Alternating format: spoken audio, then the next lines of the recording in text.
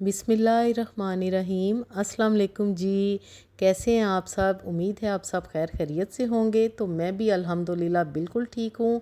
तो आज मैं अफ्तारी में बना रही हूँ जी आलू चिकन के बहुत ही मज़े के कबाब, जो कि मेरे बेटे ने फरमाइश की थी।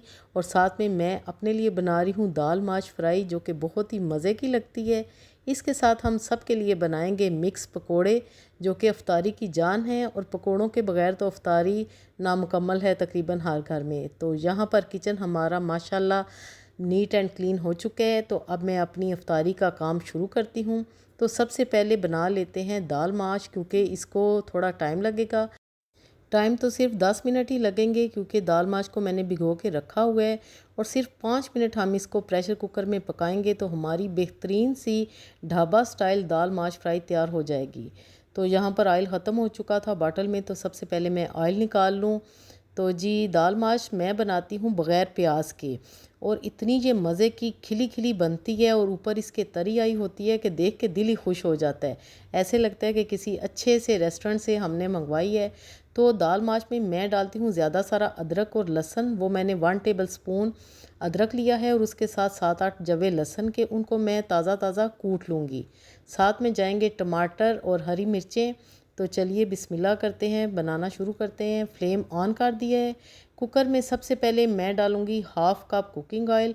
आप चाहें तो इसको घी में भी बना सकते हैं, और घी के साथ बटर भी शामिल कर सकते हैं।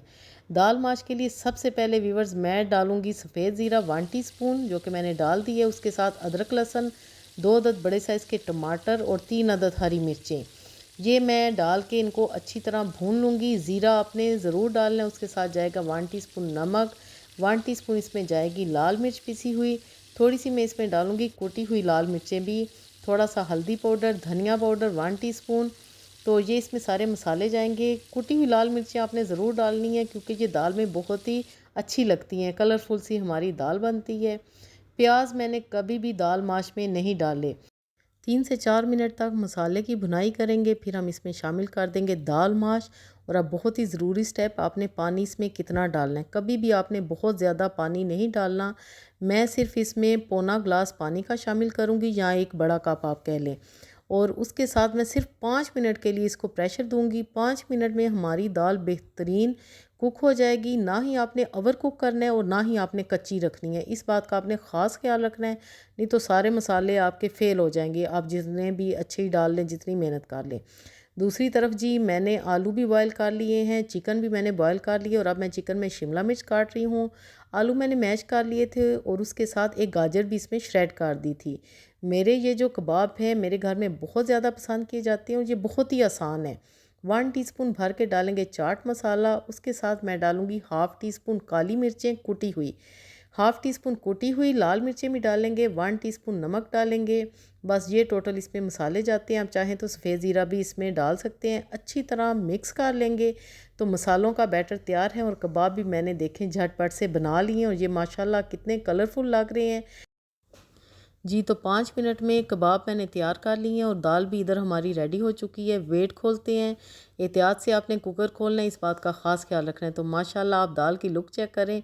अब इसमें बहुत ही ज़रूरी मसाले जाएंगे जी। 1 टेबल स्पून भर के जाएगी कसूरी मेथी, जो कि दाल माश फ्राई की जान है। इसके साथ डालेंगे पिसा हुआ गर्म मसाला, ये भी आपने ज़रूर डालना है। और अगर हरा धनिया हरी मिर्चें ना हो तो दाल का तो मज़ा ही नहीं आता। तो जी ये लवाजमात है हमारी दाल माश फ्राई के। दाल रेडी हो चुकी है। तो आपको मैं इसकी फ़ाइनल लुक दिखाती हूँ, और जब मैं निकालूंगी तभी मैं आपको ये दिखाऊंगी। दूसरी तरफ हम कबाब फ्राई कर लेते हैं, क्योंकि अफ्तारी में अब थोड़ा ही टाइम रह चुका है। तो ये देखें जी माशाल्लाह कितनी खिली खिली हमारी बहुत ही लजीज सी दाल माश तैयार हो चुकी है।